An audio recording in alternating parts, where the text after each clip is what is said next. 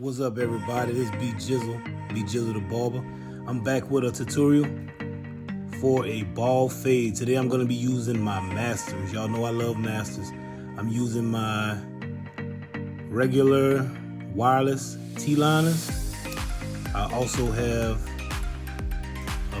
two pair of Masters, one with a fade blade and one with a fat master blade. Let's get into the cut. First, we're going to create the ball guideline. Make sure your ball guideline starts around the bottom temple of your fade.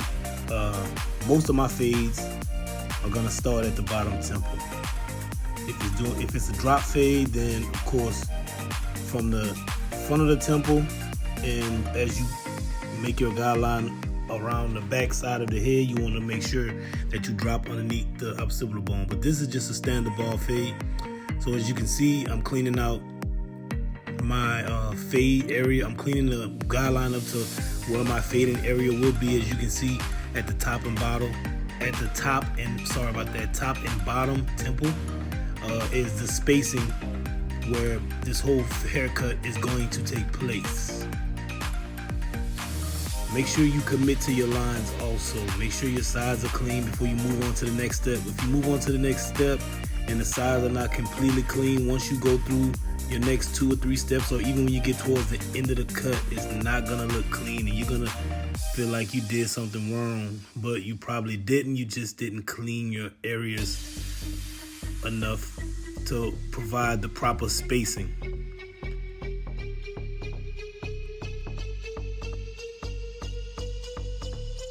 Shout out to Andis too. I really like these tools. I've been using Andis for a long time. I can go back to when they were wired. I still have a few wired plugs. I know some of you newcomers probably never had a pair of wired Masters. They're very heavy but quiet compared to the wireless version of the Masters. They got a pretty good sound on them. I would say they're loud, but again, there's a way to quiet them down. I'll send a video out. I'll do a video soon to give y'all some tips and tricks on how to quiet those clippers down so it won't drive you crazy doing a cut. Here is my wireless Masters with the fade blade. I am going to open the Masters halfway, and I'm going to go halfway in between the top and temple area to create my next fade line. Again, be sure that your spacing is as good as you can get it, perfect, and make sure that the fading area that you're creating is even. So go over it 2 or 3 times, make sure that it's even. Don't rush through each step, because these steps mean a lot. I know most people want to get to the fade, but these steps mean a lot. So again, halfway up to the top of the temple. This is where we should be, both of us. This is where we should be.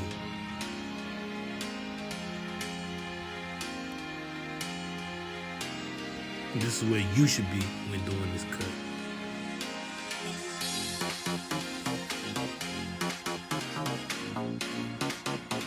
I think I got some pretty clean spacing here. He wears his hair long on top, so typically you would want to fade down. I'm using my fat master blade on my wireless Masters to fade the dark area up into his long hair. Now, typically in my videos, you've heard me say always fade down. In most cases, that's correct, but you're gonna have some clients that come in and they're gonna have a pretty good grade of hair, and it'll be easy for your clippers to fade through it. So using a fat master blade on these Andis wireless Masters with the lever completely open, I'm actually using a number 3 against the grain.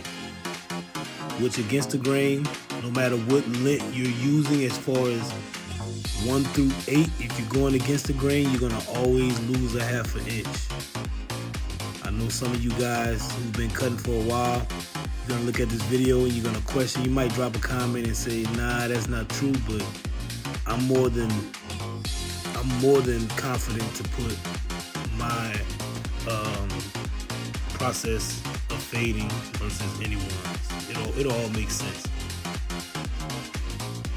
Now I'm gonna open my Masters. I'm back to the regular Masters with the fade blade all the way open, and I'm gonna continue to fade the dark area into his longer hair. This is the finesse part of the cut, using proper angles from 0 to 180. Being right now, if you look, I am holding the blade against the fade area at a 45-degree angle. So holding that blade at a 45-degree angle is gonna help me blend that line into the darker area leading up to where his hair is thick and curly. You can see it's starting to transition in well.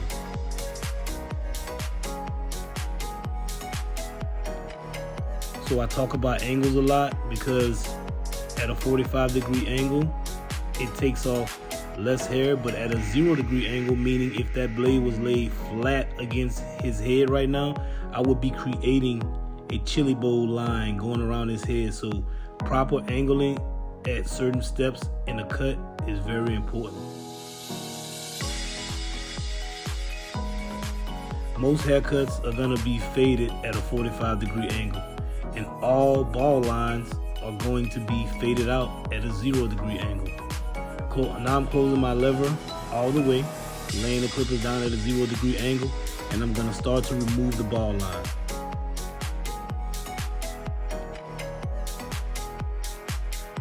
Keep in mind, after laying the clippers at a 0-degree angle, the more you move up over where the guideline was, the more you need to tilt your clippers back towards the 45-degree angle.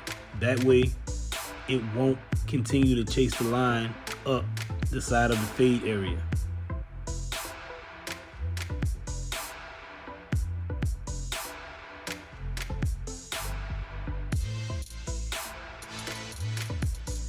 As you can see, the blend is starting to come together. The ball line is starting to be removed. I still have a few spots that I need to work on.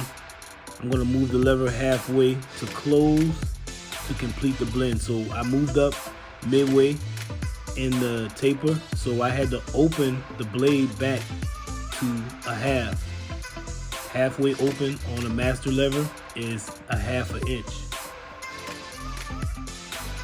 Please like and subscribe for more videos. I'm new to the game, but I'm true to the game, and you'll see more and more videos, more and more techniques, more and more knowledge that I'll be bringing to the industry. I've been doing this for close to 20 years now, and I love it.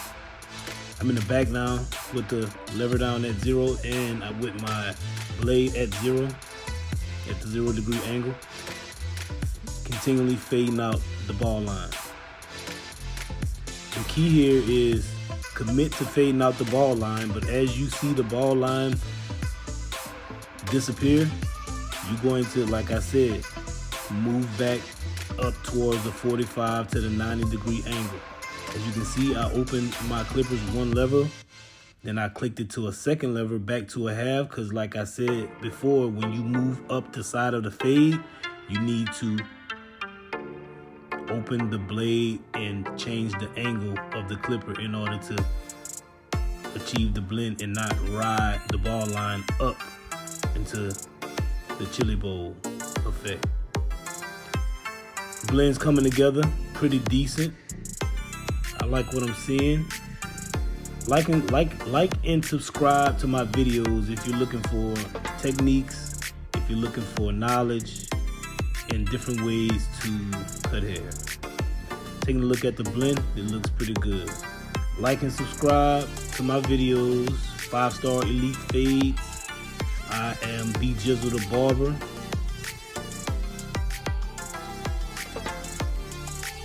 Drop a comment, ask a question, or pass some knowledge down to me. Barbers, we can learn something every single day.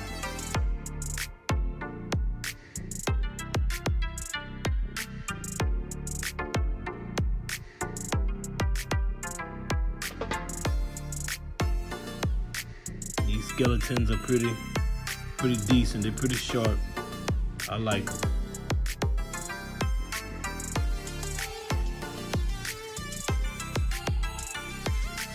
Thank you for watching my video. Again, like and subscribe, and I'll see you next time.